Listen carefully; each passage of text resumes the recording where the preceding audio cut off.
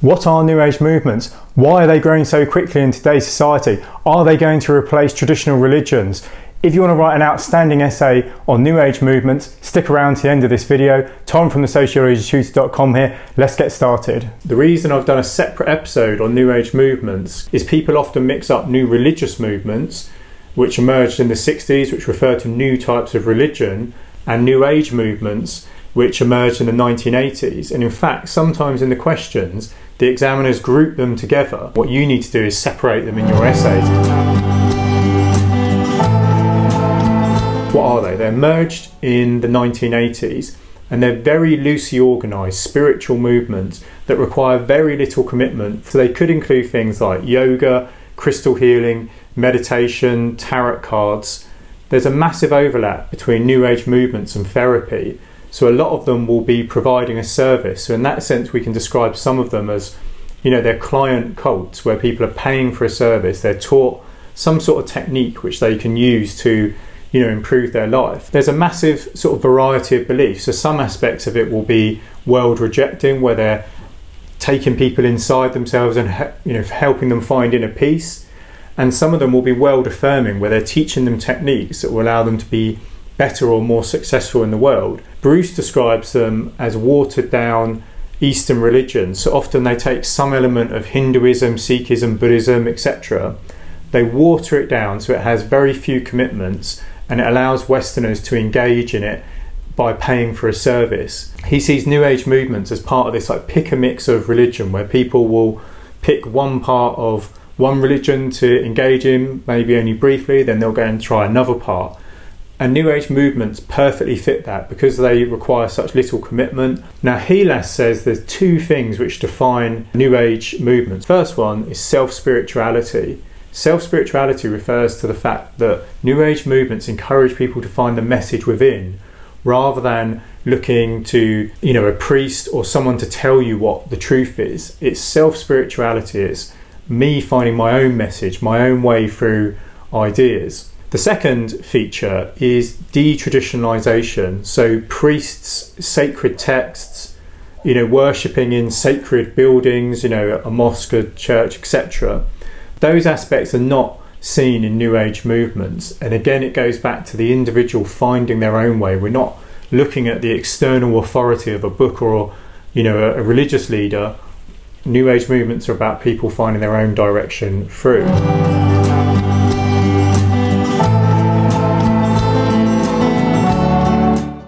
Some sociologists argue the growth of the New Age is linked to postmodern society. Postmodernists argue society fundamentally changed in the 1970s. And one of the big changes is that people in a postmodern society reject meta-narratives. A meta-narrative is just another word for a big story which claims to have the answer to everything.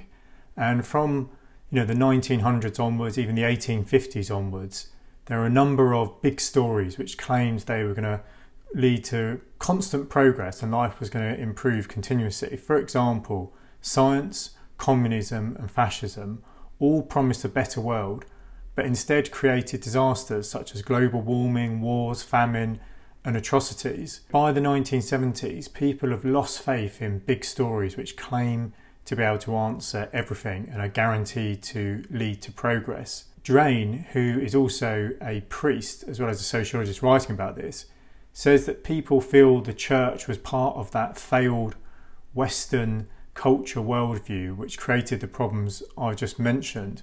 When I say Western, I just mean American, European worldview, culture, ideas. So for Drain, the church is seen by many people in the Western world as part of the problem. It doesn't have the answers anymore. And he argues the New Age is attractive to people because it isn't based on European, American ideas, Christianity. It's based on Eastern religions. Remember, it's watered down Eastern religions. It will be based on Buddhism, Hinduism, Sikhism, massively watered down. But essentially it's not Western, and therefore it's not part of these big stories which people have lost faith in.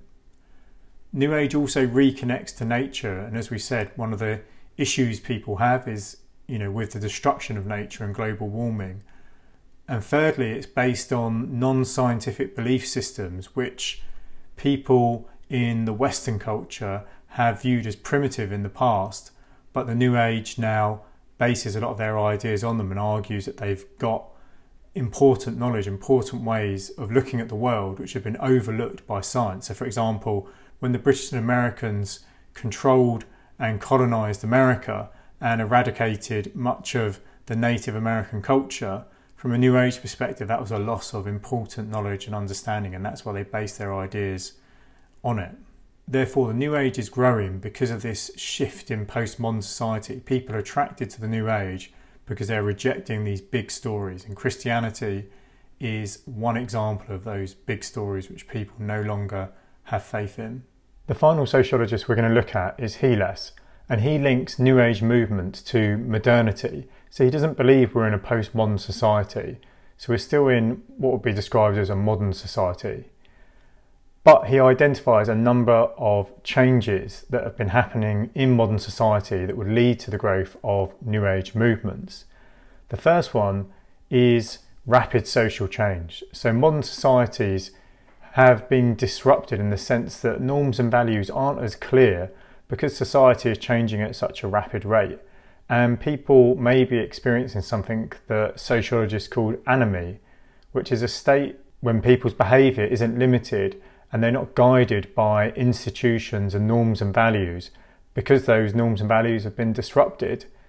In this sort of setting, people will turn to New Age movements because it will give them some certainty and it will give them some truth and clarity in a similar way people might turn to a sect. Second reason is secularization. So modern societies tend to be secular societies, and what that does is create a gap in the religious market. Christianity's decline has left a space, and that means New Age movements can flourish. The final point is that modern societies are characterized by consumer culture. This means buying things for pleasure and endlessly buying things in greater and greater number and quantity. And it promises a perfect life. The media sells us a perfect life in every way, but actually people are left dissatisfied.